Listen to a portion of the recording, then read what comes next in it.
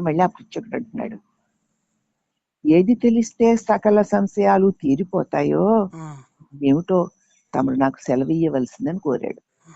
ఏది తెలిస్తే ఇక ఒక్క సంశయం లేకుండా నన్ను వీడిపోతాయో దానిని తమరు మీరు నాకు సెలవు ఇయ్యండి అని అడిగాడు.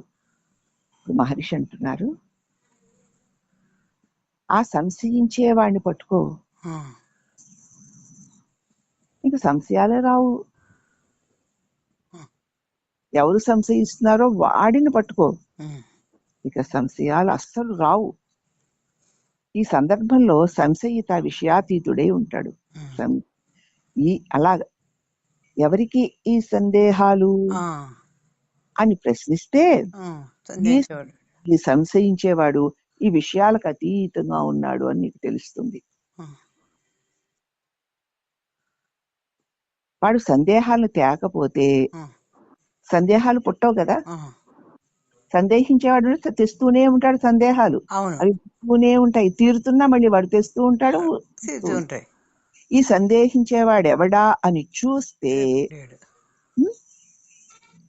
అతడు విషయాతీతుడై ఉన్నాడు. అతడు ఏ సందేహాలు తీసుకురాకుండా ఉంటే ఇక సందేహాలే ఉద్భవించవు. అవి ఎక్కడి నుంచి వస్తాయి? నిజానికి అందరూ జ్ఞానులే, అందరూ జీవన్ముక్తులే, కానీ అది వాళ్ళు ఎరుగరు అంతే. సందేహాలను సమూలము పెళ్లగించాలి అంటే సంశయించేవాడు నాశనం అవ్వాలి. అది సంశయించేవాడు ఎవడా అని చూసేది మనసే. ఇదంతా ఇప్పుడు మనసే, మనోవ్యవహారం ఇదంతా. తెలుసుకునే వాడు, తెలియచెప్పేవాడు, తెలియబడే విషయము కూడా మనస్సుతోటే జరుగుతోంది ఇక్కడ. కానీ వాడిపోతే చెప్పేవాడు లేడు, వినేవాడు లేడు. అవునా? అయితే అందుకు నాకు ఏదైనా ఉపాయం చెప్పండి అన్నాడు. ఏముంది, నేనెవరు అని విచారణ చెయ్యి. వేగత సందేహిస్తున్నావు, ఆ నేనెవరా అని ప్రశ్నించి చూడు అంటే ఆ పృచ్ఛకుడు నేను అని జపించమంటారా? మహర్షి అంటున్నారు, నేను ఇది అన్న ఆలోచన ఎందుకు, ఎవరు అని ఆలోచన చెయ్యి, తలపులు ఆగిపోతాయి. నేనెవరు అని ప్రశ్నించి చూడు, తలపులు వాటికి అవి ఆగిపోతాయి.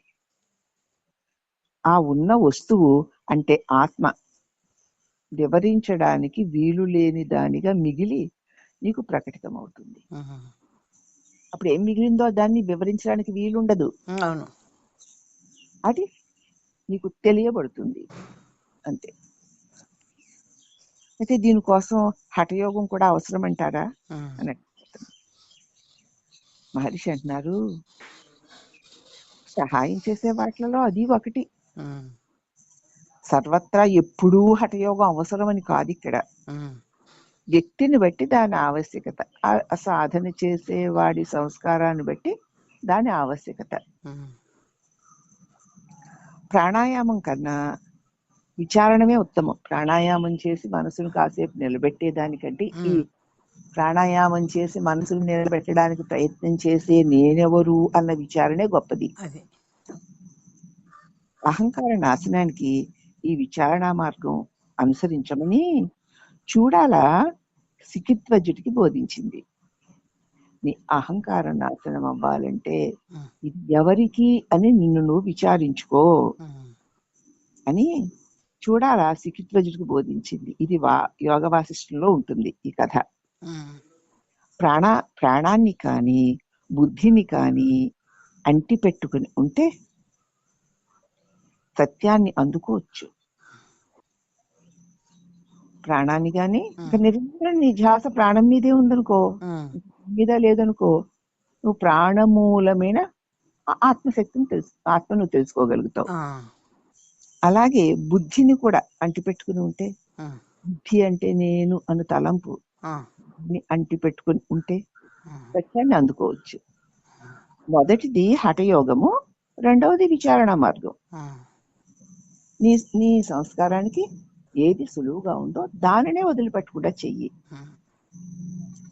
అప్పుడు మళ్ళీ పృచ్ఛకుడు అంటున్నాడు, ఆత్మసిద్ధి తర్వాత కూడా జ్ఞానికి వ్యక్తిత్వం ఉంటుందా? తన స్వరూపాన్ని తాను పొందిన తర్వాత కూడా జ్ఞానికి నేను అన్న వ్యక్తిత్వం ఉంటుందా? అంటే మహర్షి అన్నారు, వ్యక్తిత్వాన్ని ఎలా నిలుపుకోవడం? లౌకికం కానీ లౌకికంగా కానీ పారమార్థికంగా కానీ ఎవరికైనా పూనుకొనేటప్పుడు ఆచమనము, ప్రాణాయామము పెద్దలు విధించారు. ఏ పనైనా లౌకికంగా కానీ పారమార్థికంగా కానీ ఏ పనైనా చేయడానికి ముందు ఆచమనం చేయమని, ప్రాణాయామం చేయమని పెద్దలు చెప్పారు. అంటే చిత్త ఏకాగ్రత ఈ పనిని సాధిస్తుంది అని దానికి గుర్తు. ప్రాణాయామం చేసి ఆచమనం చేసి నీవు పని మొదలు పెడితే చిత్తం ఏకాగ్రమై ఆ పనిని సాధించవచ్చు అని దాని అర్థం. మరి పూజ ఏదో మొదలుపెట్టిన తర్వాత ఏదో పనో మొదలు పెట్టినప్పుడు కాస్త ఒక్కసారి ప్రాణాయామం చేసుకుని అంటూ ప్రాణాయామం చేసుకుని, అంటే ప్రాణాన్ని పీల్చి కాసేపు నిలిపి మళ్ళీ వదిలి ఇట్లా 3 సార్లు చేసుకుని ఆ తర్వాత ఆచమనం 3 సార్లు కదా, ఏదో కేశవనామాలు చెప్పుకుని పని మొదలు పెడతాం. ఏ పనైనా కానీ లౌకికంగా కానీ పారమార్థికంగా కానీ, అంటే ఆ పని చక్కగా సాధించవచ్చు అని అర్థం. చిత్తం ఏకాగ్రం అవుతుంది ఈ ప్రాణాయామం వల్ల. ఏకాగ్రమైన చిత్తంతో ఆ పనిని చక్కగా చేయగలుగుతావు కాబట్టి ఫలితాన్ని సాధించవచ్చు అని అర్థం. అయితే పృచ్ఛకుడు అన్నాడు, నేతి మార్గంలో నేను నా ధ్యానాన్ని సాగిస్తున్నాను, నేను ఇది కాదు అంటూ నా ధ్యానాన్ని సాగిస్తాను అన్నాడు అతను. ఇప్పుడు మహర్షి అన్నారు, అది ధ్యానం కాదు, మూలాన్ని వెదుకు.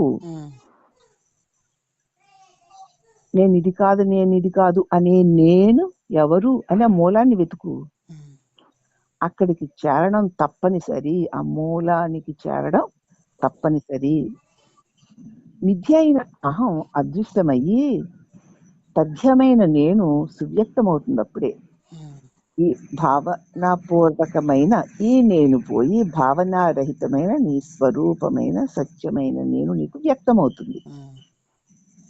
అది ఆ రెండవది లేక మొదటి దానికి ఉపయోగం ఏముంది?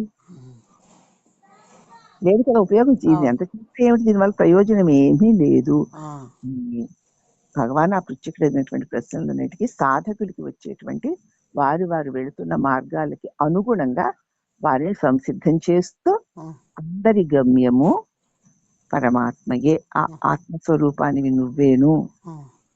కాబట్టి నీ మార్గంలో నువ్వు ఏకాగ్ర చిత్తంతో సాధన చేసుకుంటూ పోతే ఆ గమ్యానికే చేరుతావు అని స్పష్టంగా తెలియజేశారు సాధకులకి. కాబట్టి ఈ రమణ భాషణలో ఈ సాధన పద్ధతి మనకి అందరికీ కూడా మనం చేస్తున్న సాధన ఎట్టిది, దాని పట్ల మనం ఎంత నిష్ట కలిగి ఉన్నాము అన్నది మనకి తెలియజేస్తుంది. కాబట్టి హరి ఓం నమః.